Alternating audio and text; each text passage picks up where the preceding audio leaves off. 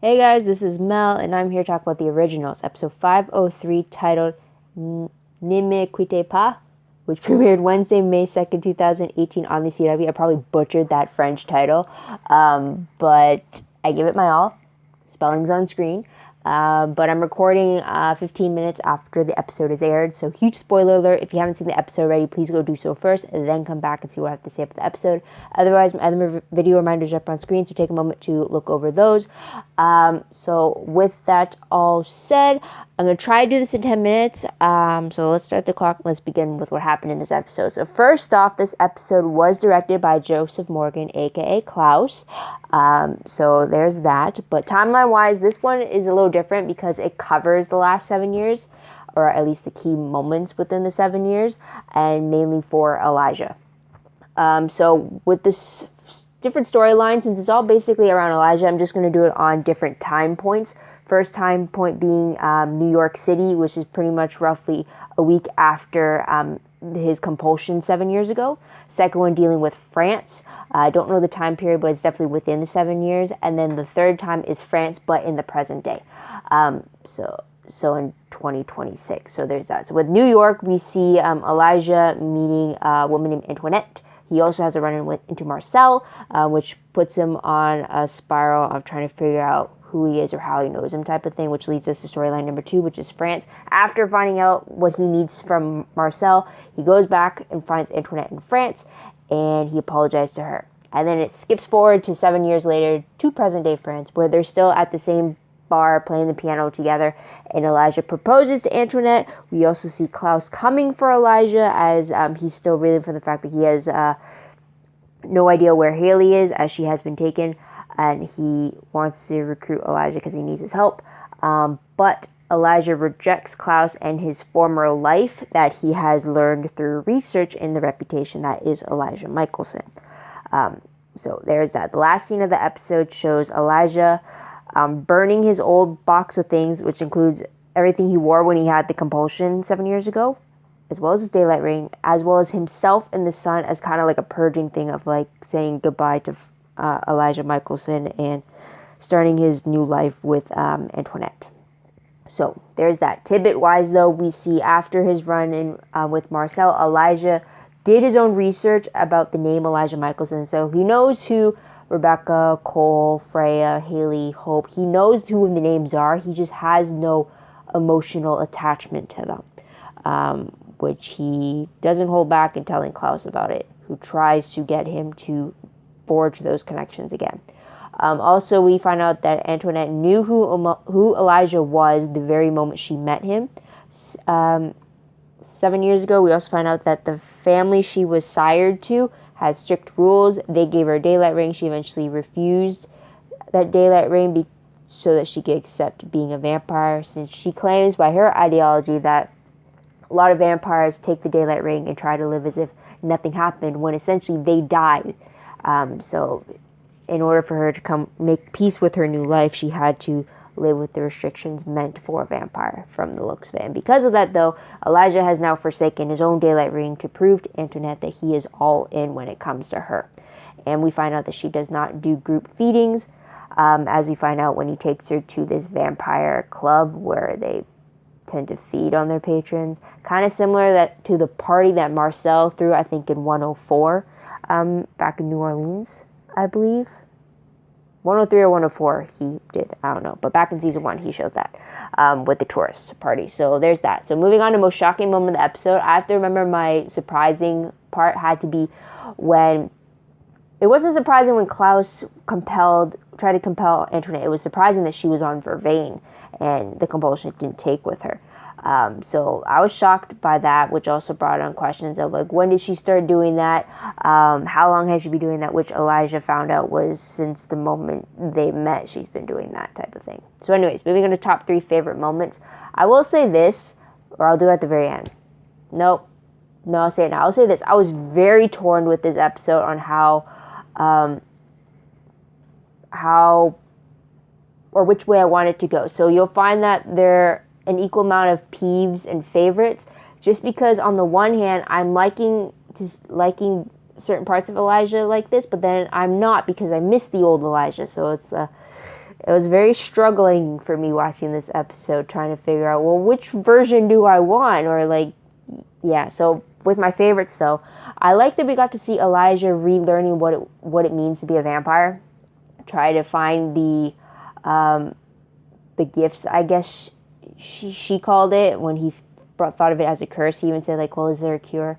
So at this basic core, these are the instinctual questions that he had and thoughts and stuff. So it was very interesting to see that.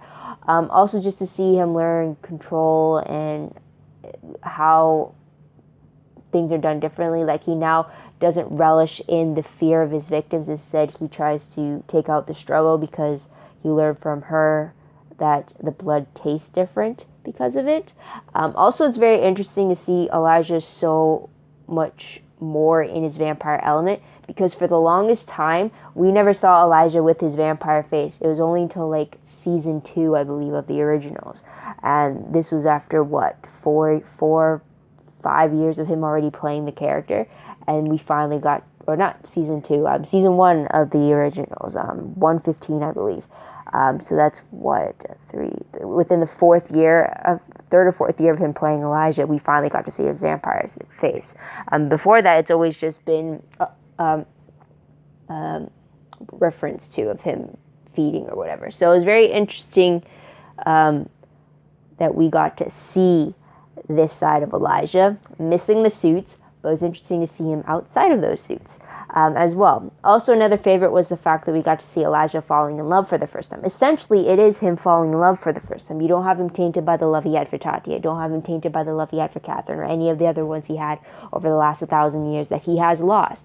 Instead, we get to see him falling, like I said, as if it was for the first time. And it was very interesting to see how he goes about it. I mean, there's this one quote even too as well when she makes a comment about how his surprise seems very wholesome, and then he's like, if you want debauchery, we can do that too. Like, I don't know, the way he said it was just, it's very interesting to see this side of Elijah. I'll give you that. It was refreshing for sure.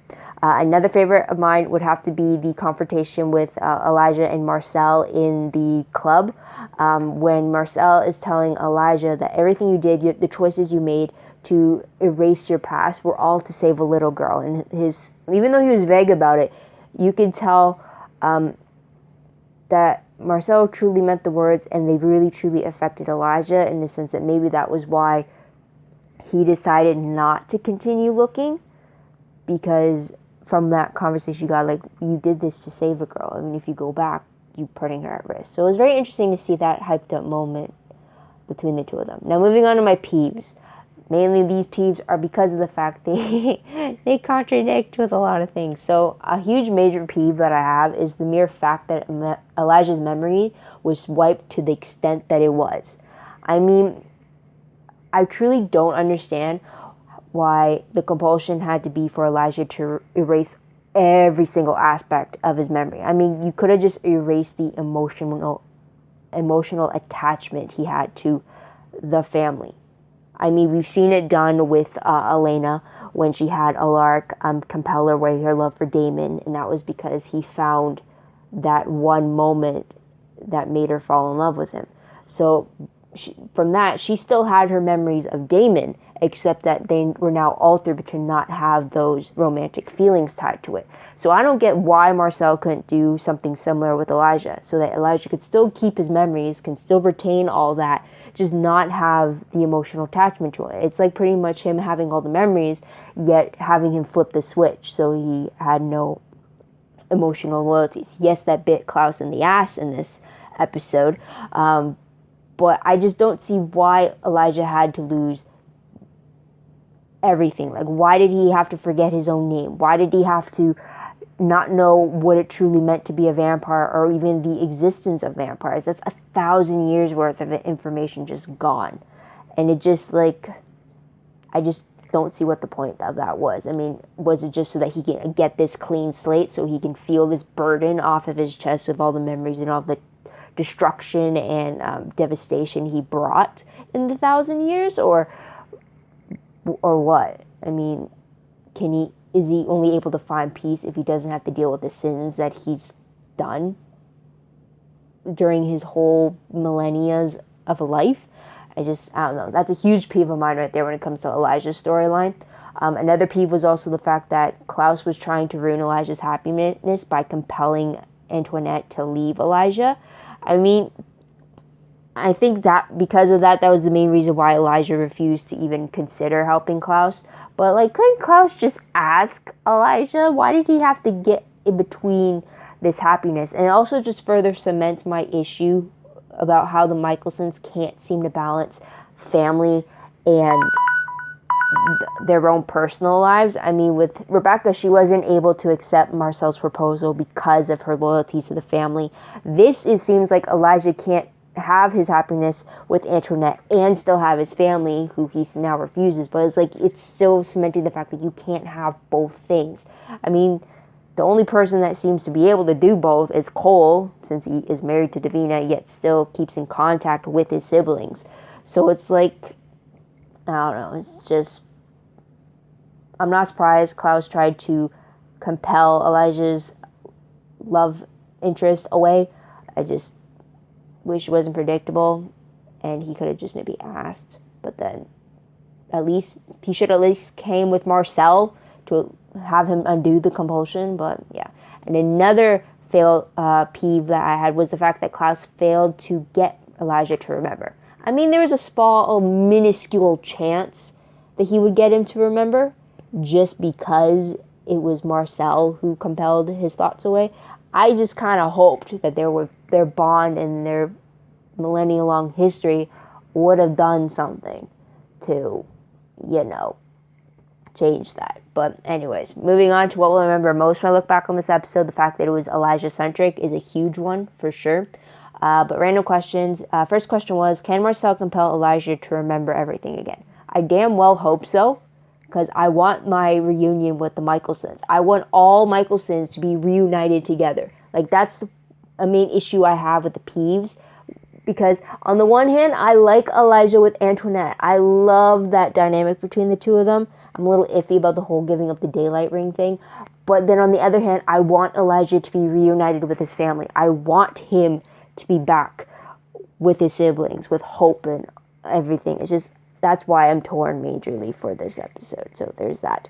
Another question was, it's just my confusion, because many times in this episode, Antoinette has been restricted to the night when she has to leave or run off and everything. And like, if you have so many moments where that happens, why would you still refuse a daylight ring when that could make your life so much easier? I mean, you could be gone in a day instead of waiting the next day to be able to leave. So it's like, why? So there's that question there.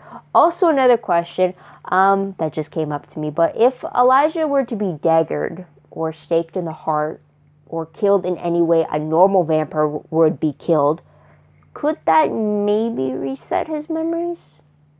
I mean, because as we know, when an original is daggered, any compulsion they did is undone.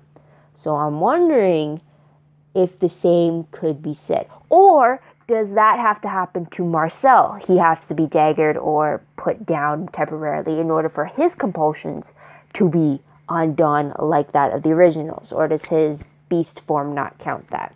So that was an impromptu question right there. But moving on to predictions very quickly, based off the promo for 504, it looks like Klaus is back in New Orleans. He has a special box with some sort of message inside, and he looks like he's terrorizing the different factions, because we see Ivy, Josh, in a little bit of a kerfuffle. But based on the synopsis, though, for the episode, it reads that frustrated by the lack of progress made in the search for Haley, Klaus turns up the heat by taking hostages from each of the 3 New Orleans supernatural factions. So vampire, werewolf, and witch. So there's that. And then Freya goes to Mystic Falls to check on Hope, who has been sent back to the Salvatore school. Vincent seeks guidance from Ivy after learning that Klaus's erratic behavior is escalating. Whew, that was a lot. But that's what it, guys. What did you guys think of the episodes? What did you guys like about it? What do you think is going to happen next? Let me know in the comments down below. Love to hear your own thoughts, theories, and predictions about what you think is going to happen next. Also, don't forget to like this video, subscribe to my channel, and check out my other videos if you haven't done so already. If you want, check out my Tumblr page. The link for that is down below. I read blog, promos, web clips, quotes, gifs, synopses, news, all that good stuff, all found in one place. Go check that out. I am behind. I am aware. I will hopefully get to it after this spike at work. But anyways, if you want, check out my WordPress account. The link for that is down below. Reblog, everything online gets posted or gets linked to my WordPress, work in progress as well, a little more organized, so keep that in mind. If you want a more detailed recap of the episode, a play-by-play as I watch the episode for the first time, questions, thoughts, anything that pops up as I watch it, check out my Livejournal entry account. The link for that is down below. It keeps things organized for me, helps jog some memories if I don't recall certain things. And I hope it helps you too. I've been doing it since the very start of the show. Want to keep it till the very end. But yeah, link down below. But otherwise, guys, that's about it. Thank you so much for your patience. Thank you for tuning in. Hope you come back next week to see what I have to say about the next episode. And until then, guys, this is Mel, wishing you all a great day, great week wherever you are. Bye for now.